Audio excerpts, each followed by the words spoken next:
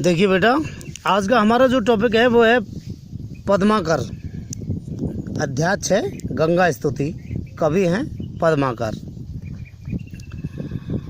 पद्माकर रीतिकाल के प्रमुख कवि रहे हैं।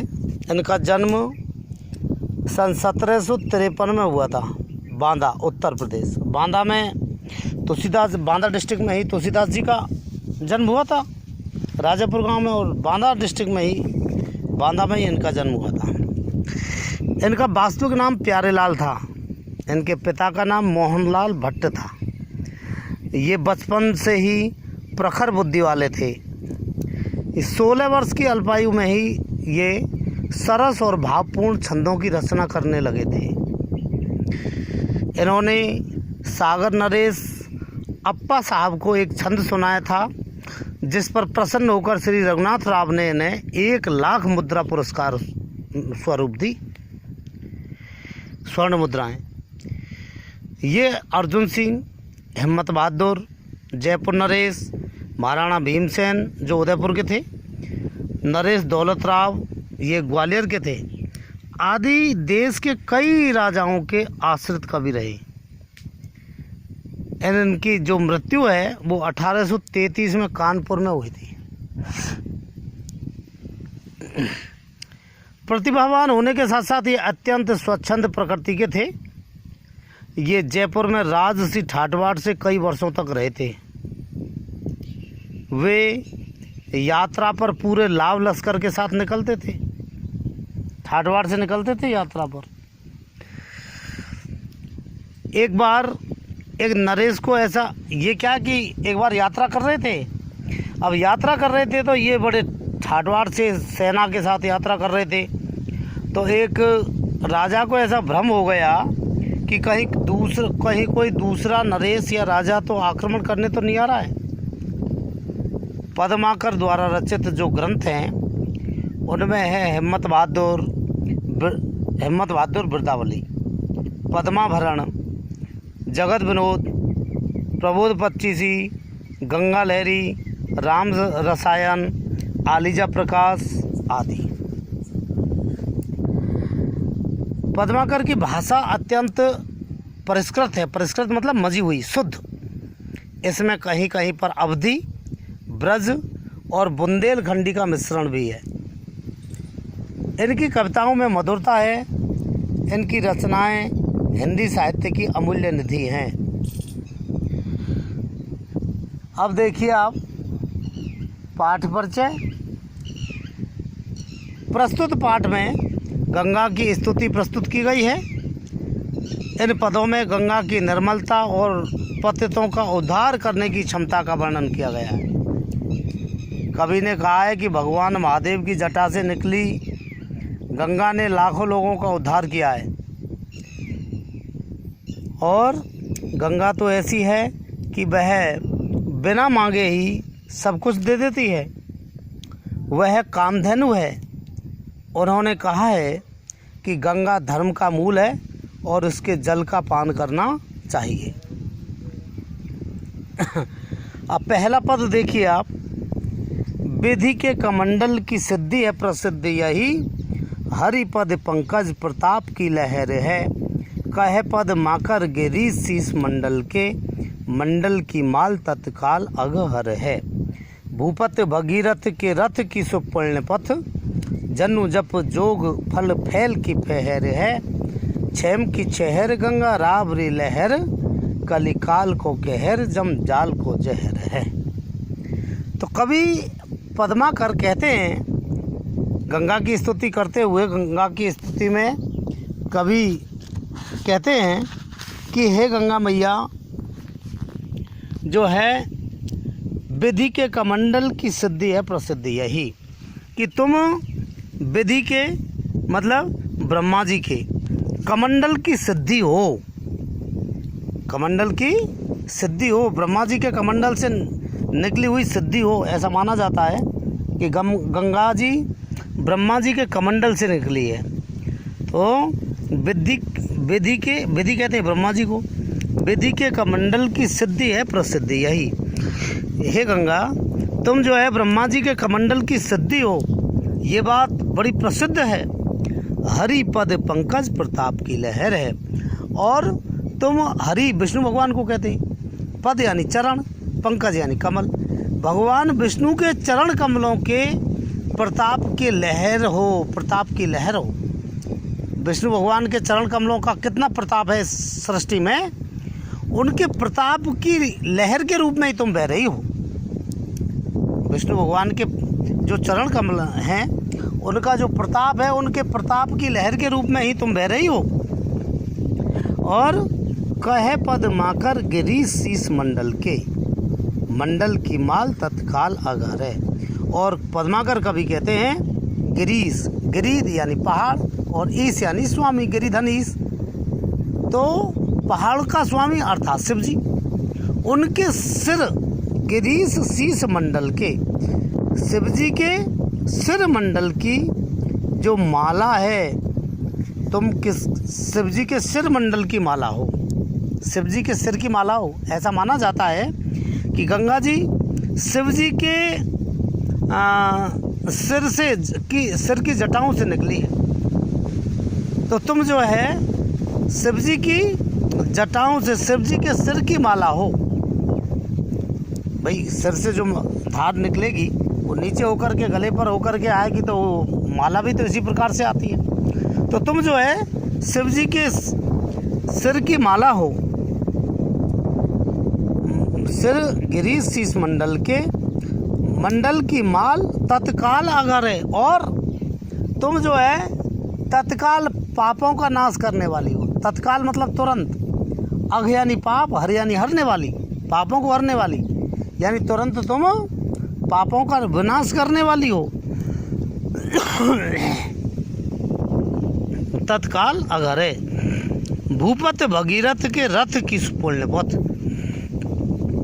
भूपति, और तुम भूपति यानी राजा, भगीरथ राजा भगीरथ के रथ की सुपुण्य पथ हो, यानी पवित्र रास्ता।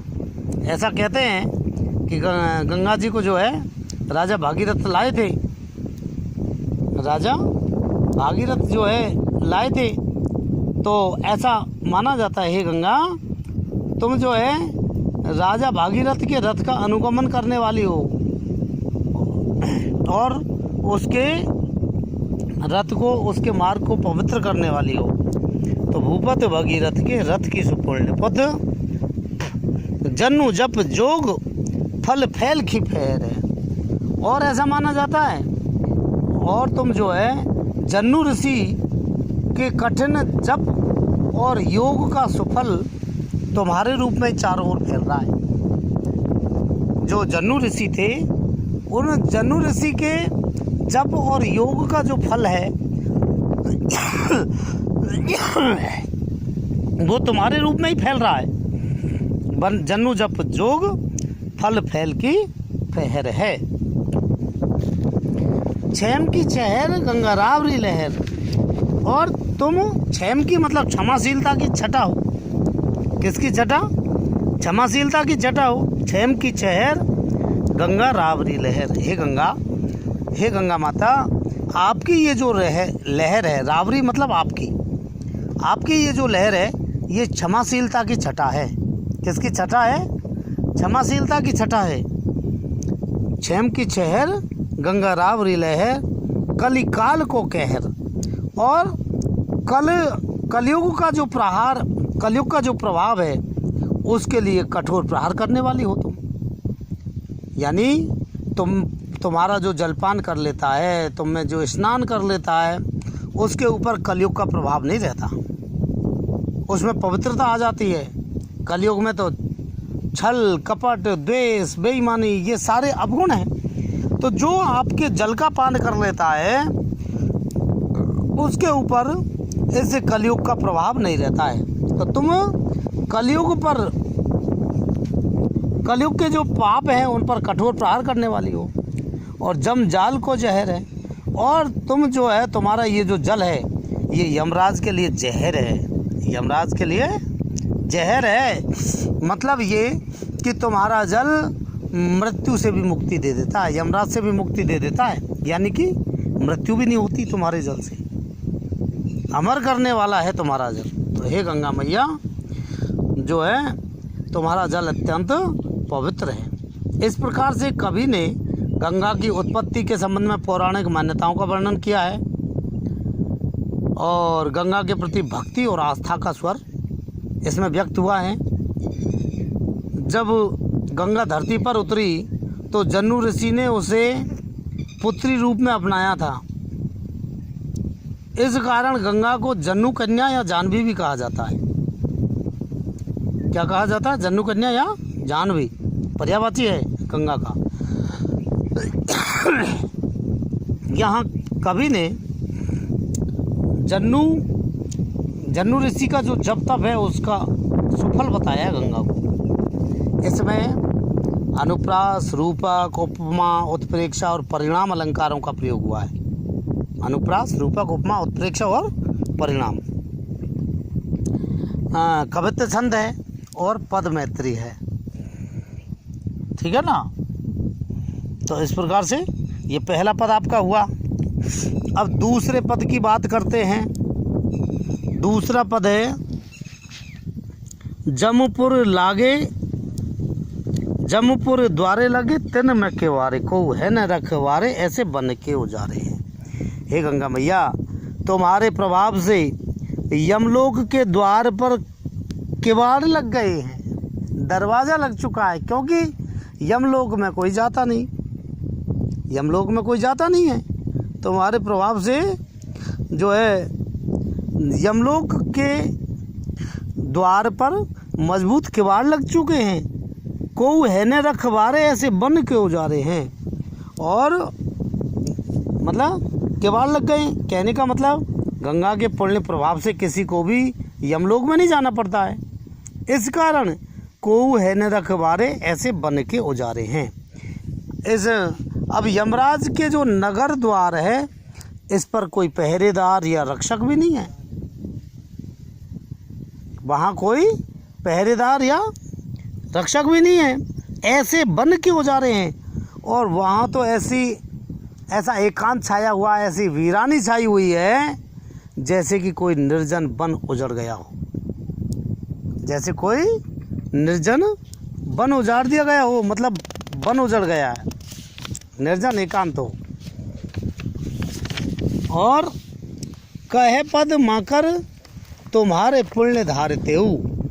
पद्माकर कवि कहते हैं कि हे गंगा मैया, तुम्हारे पुण्य धारण करने के कारण, यानी तुम्हारे प्रण धारते हो, तुम्हारे प्रण धारण करने के कारण, मतलब तुमने कौन सा प्रण धारण किया है?